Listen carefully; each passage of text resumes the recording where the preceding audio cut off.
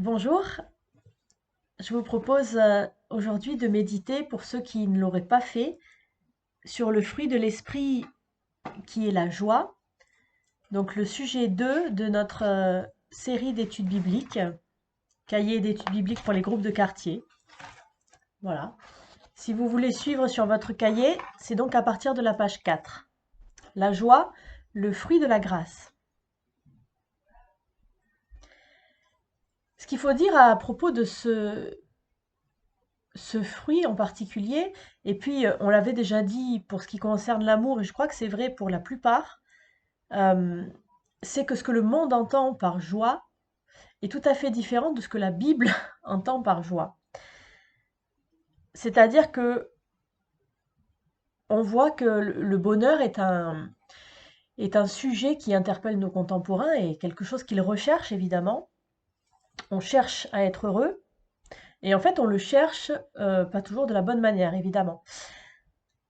Et on le cherche parfois aussi à tout prix. On en fait un but en soi, ce qui fait que les gens sont capables de dépenser des sommes astronomiques pour tenter de trouver le bonheur dans une petite chose ou un petit instant, alors qu'en même temps le monde souffre, vit dans l'angoisse et que c'est pas des choses qu'on sait gérer ou empêcher.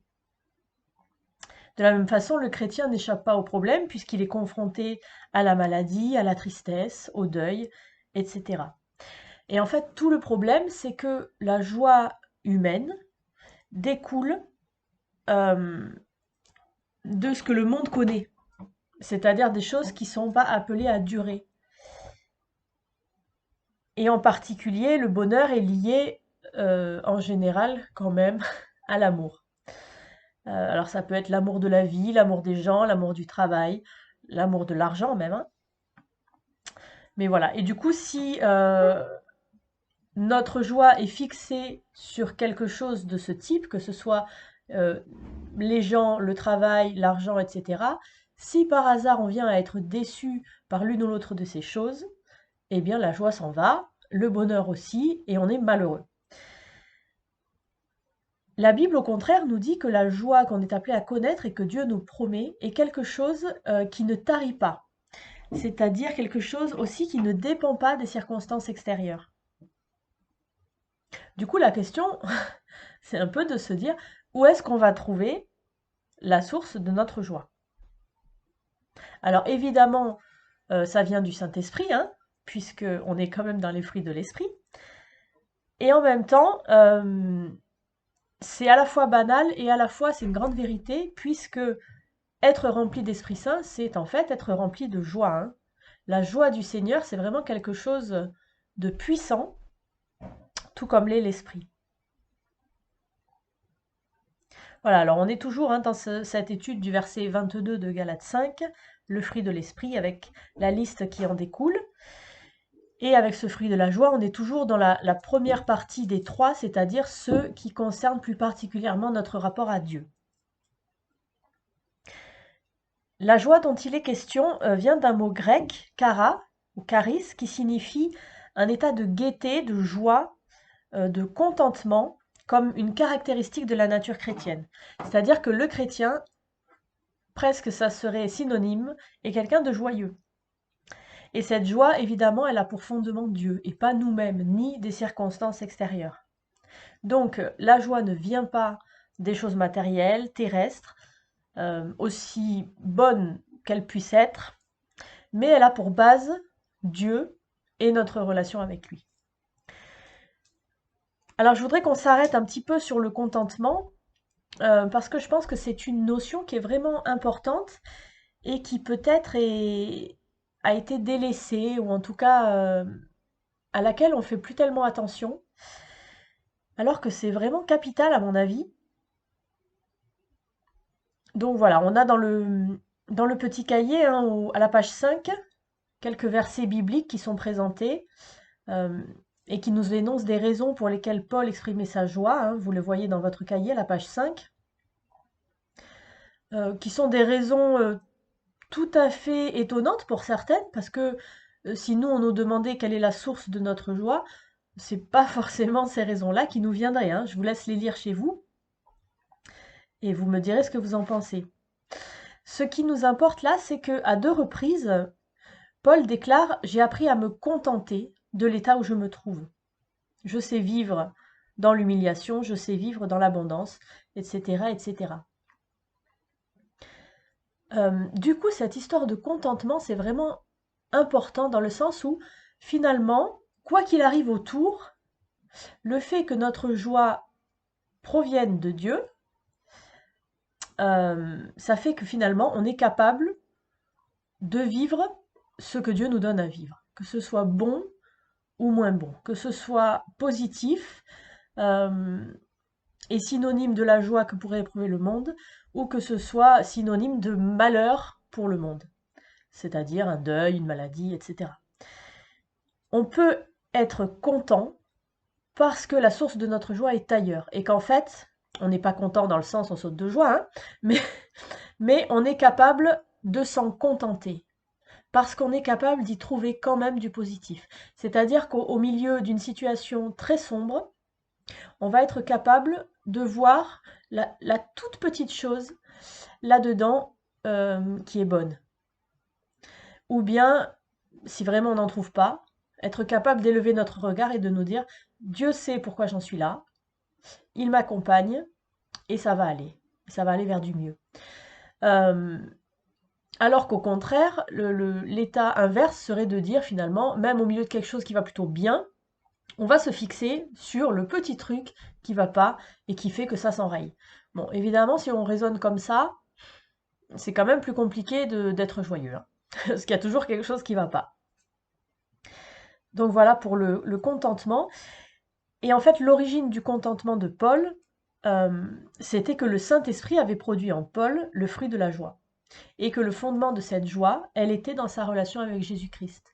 Et comme c'est quelque chose qu'il ne peut pas perdre, qu'il soit en prison, qu'il soit persécuté, qu'il soit malade, etc., etc., sa joie demeure puisque Jésus-Christ est toujours avec lui.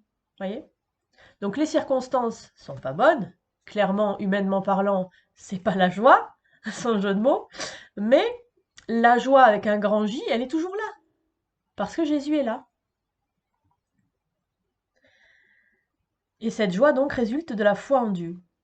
Hein, on lit dans Romains 15 au verset 13 que le Dieu de l'espérance vous remplisse de toute joie et de toute paix dans la foi, pour que vous abondiez en espérance par la puissance du Saint-Esprit.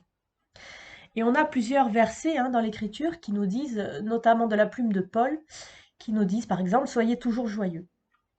Et en fait, pour quelqu'un du monde, ça c'est incompréhensible, parce que si la joie dépend des circonstances, c'est complètement impossible d'être toujours joyeux. Alors que si la joie dépend de Jésus-Christ, eh bien, on peut être joyeux toujours, dans chaque occasion, dans chaque état où on se trouve, parce que cette joie-là ne disparaît jamais. Les circonstances peuvent être ce qu'elles sont, la joie reste là quand même. Et c'est ce qui fait finalement la différence, et c'est ce qui peut interpeller les gens autour de nous. Se dire, tiens, mais cette personne-là, elle vit telle situation dramatique d'une façon qui est étonnante. Ça ne veut pas dire qu'on est écroulé de rire, non, évidemment, hein. Il y a quand même des choses qui sont malheureuses dans la vie. Mais la joie profonde qui est la nôtre de connaître Dieu et d'appartenir à Christ, elle est là. Et elle fait qu'on vit les épreuves d'une façon différente de ceux qui ne connaissent pas Dieu.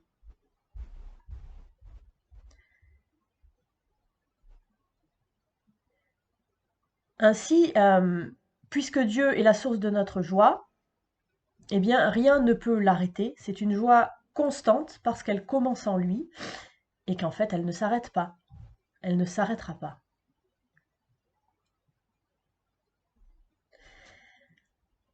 Si on lit les versets dans Actes qui sont proposés ici, je vais vous les lire. Actes donc chapitre 2, le verset 46 d'abord.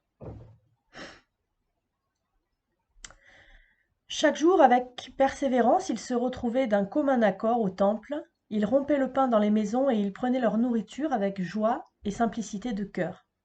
Il est question là de l'église primitive. Hein. Et le deuxième verset, dans Acte 13, au verset 52. Quant aux disciples, ils étaient remplis de joie et du Saint-Esprit. Et c'est un verset qui clôt un chapitre dans lequel les disciples, enfin les apôtres, pardon, sont rejetés. Et pourtant, ils sont remplis de joie. Le livre des Actes particulièrement nous révèle que les croyants expérimentent cette joie du Saint-Esprit. Ça ne veut pas dire, encore une fois, qu'ils ne sont jamais découragés, qu'ils sont jamais effrayés, qu'ils ne se sentent pas abandonnés.